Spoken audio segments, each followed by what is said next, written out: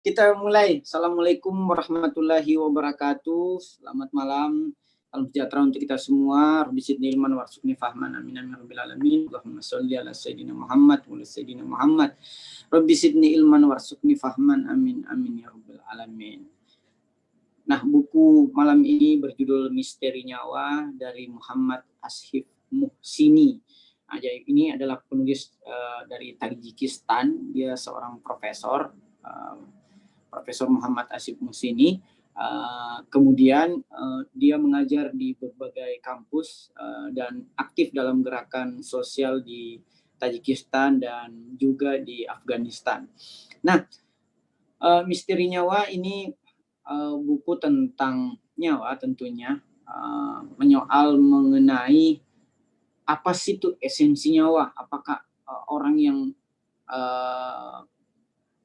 meninggal itu disebut sebagai orang yang sudah tidak memiliki nyawa, atau ternyata punya nyawa tapi tidak sadar, atau bagaimana pula dengan orang yang koma, orang yang pingsan dan sebagainya. Sebenarnya buku ini agak mengulang-ulang sih pembahasan, berkutat hanya pada kematian otak, gagal jantung dan sebagainya. Gitu-gitu aja putar-putar, cuma karena berbekal pembelajaran logika tadi di semenjak mengedit Canva ini, saya mencoba mengotak-ngatik nih gitu dengan kaidah-kaidah logika. Ini juga salah satu tips bagi teman-teman yang merasa bukunya itu tidak memberikan terlalu banyak pemahaman atau hanya membahas satu kasus. Bagaimana cara meresensinya? Cara meresensinya gunakan kaidah-kaidah logika. Nah, Misteri Nyawa dari Muhammad Ashif Muhsini ini kemudian membahas tentang kematian tentunya. Kematian yang kita maksud adalah tentunya meninggal dunia ya, bukan kematian barzakhi atau kematian akhirat atau kematian janin sebagaimana yang telah kita diskusikan kemarin. Jadi concern kita ketika kita bicara kematian dalam buku ini artinya meninggal dunia, bukan meninggal di alam barzah atau meninggal di akhirat atau meninggal di alam rahim. Nah, kematian sendiri ini ada unsur-unsurnya, yaitu hilangnya fungsi sistem inti kehidupan secara biologis. Nah, fungsi sistem inti kehidupan secara biologis yang dimaksud adalah sistem saraf, sistem pernapasan, dan sistem peredaran darah. Yang tiga-tiganya itu masing-masing dijalankan oleh otak, jantung, dan paru-paru. Nah, kematian tentunya berbeda dengan cacat, pingsan, atau bahkan koma. Karena kematian membuat kehidupan kita itu di dunia ya berakhir. Sementara cacat, pingsan, dan koma itu tidak berakhir. Nah, tetapi kehidupan kita itu menjadi tidak normal ketika kita cacat, pingsan, dan koma, termasuk mati tentunya.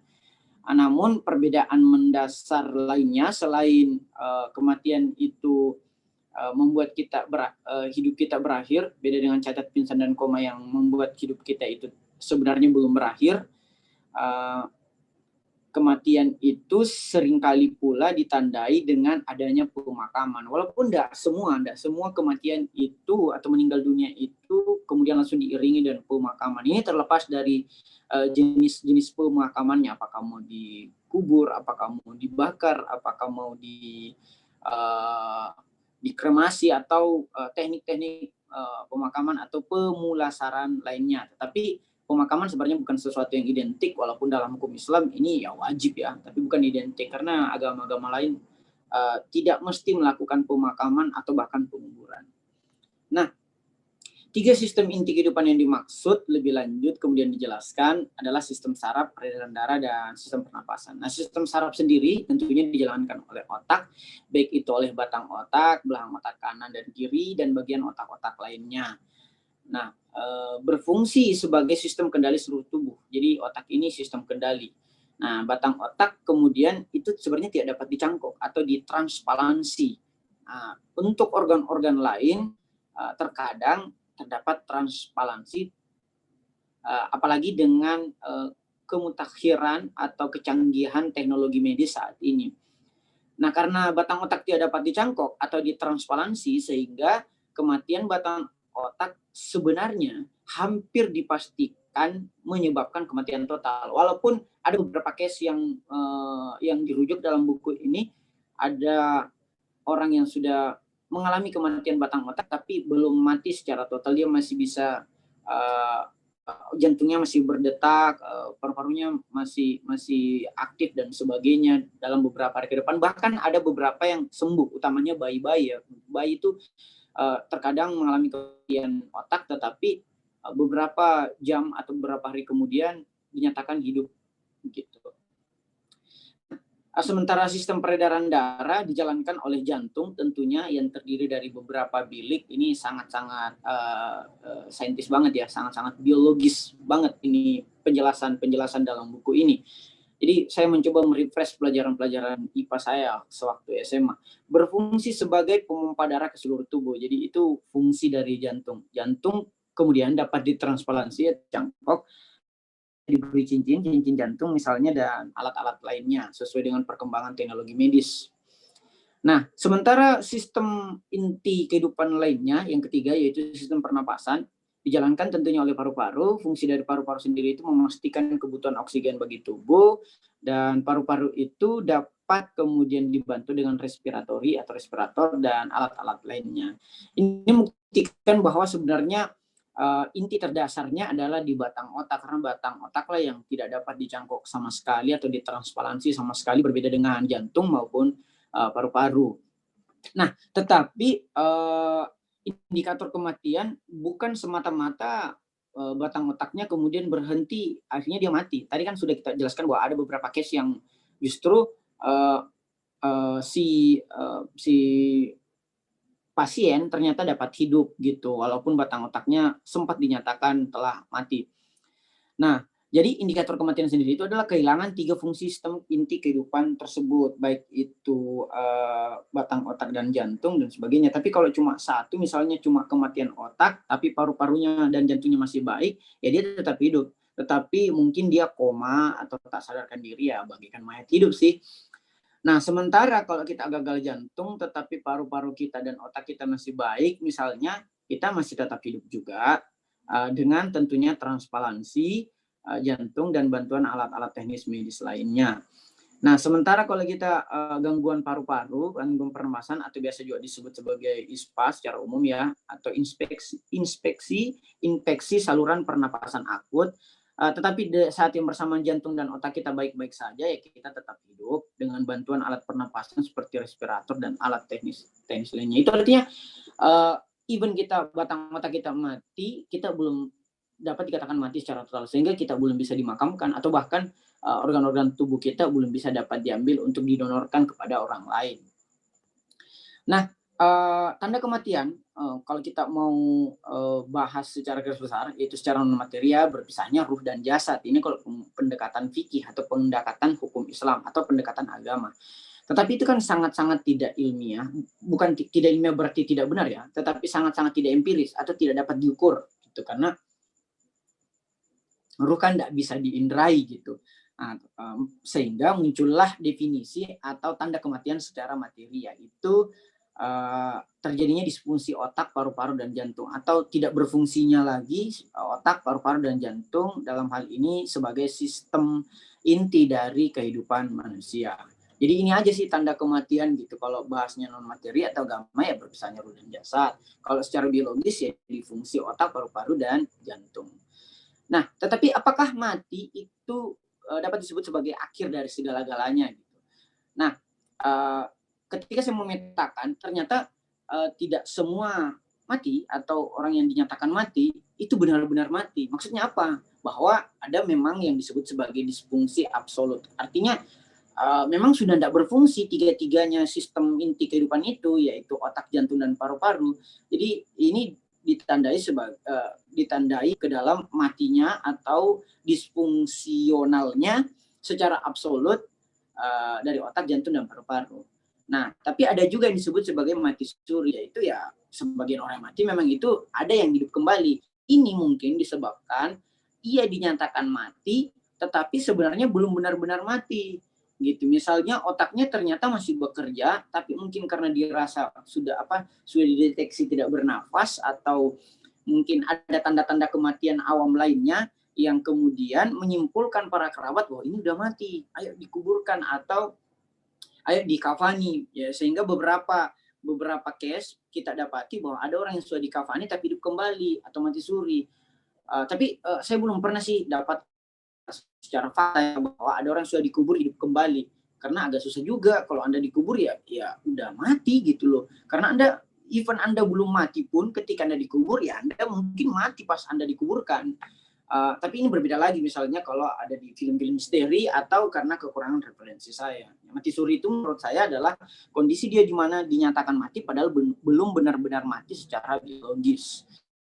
Sehingga yang bisa mendiagnosis bahwa seseorang itu mati mestinya diserahkan kepada ahlinya. Al-Quran kan memerintahkan kita untuk menyerahkan segala perkara kepadanya. Dalam hal ini tentunya dokter-dokter spesialis, misalnya dokter saraf, misalnya dokter jantung, misalnya dokter paru dan sebagainya gitu. Nah, sehingga yang dapat kita tandai bahwa ini orang tidak mati sebenarnya, kan ada juga orang yang mati hidup tapi kayak mati ya gitu. Maka yang mati badannya mata tapi tidak melihat, dia mempunyai telinga tapi tidak mendengar, yang mempunyai hati tapi dia tidak memahami. Sehingga kemampuan itu, kehidupan itu sebenarnya identik dengan kesadaran fungsional.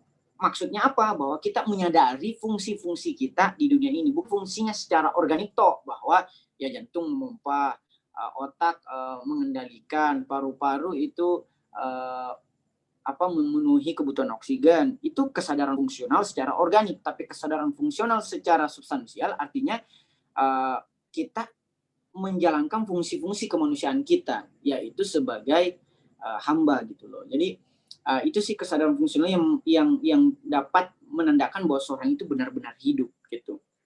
Karena tidak semua yang hidup itu hidup. Agak paradoks sih, tetapi kalau teman-teman pahami itu teman-teman kemudian bisa memaklumi gitu argumentasi saya. Nah, beda lagi dengan yang gaib. Gaib ini ya ada sebagian orang yang mati ya sudah gaib gitu. Dalam artian gaib artinya kan tidak dapat diinderai. Sebagian yang telah meninggal tidak dapat diinderai lagi, dia kan sudah di alam barzah. Tapi sebagian yang mati juga masih dapat kita lihat, misalnya mayat, jenazah yang belum dikubur kan ya kita bisa lihat gitu loh. Dia kan udah mati tapi masih bisa kita lihat karena dia belum dikubur. Bahkan yang sudah dikubur pun itu bisa kita lihat kalau digali kembali gitu. Nah, sebagian yang gaib itu juga sudah mati, sama aja yang tadi, dan kayak mayat itu kayak orang yang sudah di alam barzah itu, dan sebagian yang gaib itu belum mati. Misalnya kayak Imam Mahdi, dia kan gaib tapi belum mati. Dan kegaibannya itu disebabkan satu karena ketidaktahuan kita atau kekurangan indera kita, dan yang paling parah dari itu semua, kegaiban Imam Mahdi disebabkan karena dosa-dosa kita, umat manusia yang belum menyambut kedatangan beliau alaihissalam. Nah, kemudian apa faktor-faktor yang mempercepat kematian? Nah, satu tentunya ya karena tidak adanya kesadaran dalam menjaga kesehatan. Makanya penting nih literasi kesehatan. Di bulan 11 kemarin 2020, Resensi telah menerbitkan sebuah buku yang berjudul Literasi Kesehatan. Situ dijelaskan mengenai bagaimana buku-buku yang telah teman-teman resentor baca itu dapat mempengaruhi literasi kesehatan para resentor dan teman-teman di Resensi. Jadi kita harus jaga kesehatan, guys. Nah, yang kedua, kehilangan tujuan hidup yang akhirnya ia putus asa atau hilang harapan, dan pada gilirannya membuat dia ingin bunuh diri. Jangan salah, bunuh diri itu merupakan angka kematian yang lebih banyak dibandingkan angka karena korban. Jadi bunuh data saya scroll itu setiap 40 detik itu manusia di dunia 40 detik waduh, setiap 40 detik kita bernafas ada lagi yang bunuh diri. Ini banyak orang yang kehilangan tujuan hidup, apakah di harapan, stres. Henry Citiperas membuat survei kekhawatiran nasional. Kematian itu juga jenis ya atau penyebab-penyebab disebabkan oleh penyakit. Tapi yang paling umum sih penyakit ISPA atau infeksi saluran diabetes, misalnya kanker, HIV, baru ini juga ada kecelakaan itu yang paling tingkat kecelakaannya itu pesawat justru. Makanya tetapi ketika pesawat satu seluruh penumpangnya itu sudah hampir dipastikan meninggal. Booming sih, booming kalau ada kecelakaan pesawat, tapi sebenarnya pesawat yang paling aman. Tapi betapapun itu kecelakaan adalah isu kematian atau penyebab kematian yang paling tinggi juga. Makanya Google, Tesla, dan beberapa bangun bukan hanya mencoba yaitu mobil karena dia menganggap manusia lalai, mabuk, ngantuk. Sementara kalau kecerdasan artifisial itu tidak ada lalai, tidak ada ngantuk. Sangat algoritmis. Jadi ini salah oleh kecerdasan artifisial. Nah, obesitas atau badan. Nah, obesitas ternyata menurut data misalnya di Homo Deusnya Yuval Noah Harari itu lebih mematikan dibandingkan busung lapar. Jadi kelebihan makan itu justru lebih mematikan daripada kekurangan makan. Dalam artian lebih banyak orang yang mati daripada orang yang mati karena kelaparan. Kue pembangunan di seluruh dunia, khususnya saudara-saudara kita di Afrika, itu yakin tidak ada obesitas banyak kali juga ya oleh yang food. Nah, secara disebabkan oleh misalnya merokok, minum minuman keras, makan junk food, begadang yang berlebihan, stres gitu. Ini stres juga menjadi penyebab kematian, dan seks tentu HIV/AIDS atau penyakit. Nah,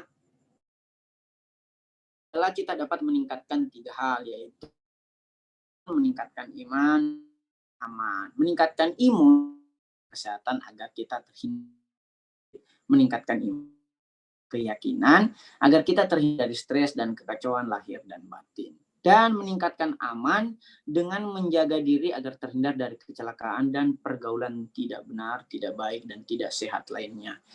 Saya kira itu. Terima kasih, semoga bermanfaat. Wassalamualaikum warahmatullahi wabarakatuh.